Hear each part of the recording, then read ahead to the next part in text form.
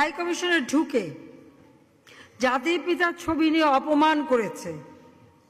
এত সাহস কোথা থেকে পায় আমি জিজ্ঞাসা করি।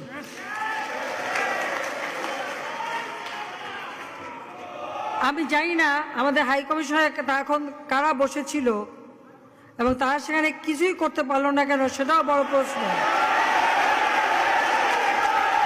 আর আমি আমার প্রবাসী যারা বাঙালি, না আমার প্রবাসী বাঙালিদেরও আমি বলবো যে যারা এই ঘটনাগুলি ঘটিয়েছে তারা চলাফেরা করে না, তাদের দেখেন না। যে হাত দিয়ে জাতির পিতার ওই ছবি নিয়ে তারা ভেঙেছে, তাদের যা উপযুক্ত করা উচিত সেটা করতে হবে। কারণ জাতির পিতার নাম মুছে ফেলার চেষ্টা করা হয়েছিল, তো তারিখ যেহেতু দূরের কথা, ওর বাপ তো চেষ্টা করেছিল এই নাম মুছতে, ওর বাপও চেষ্টা করে।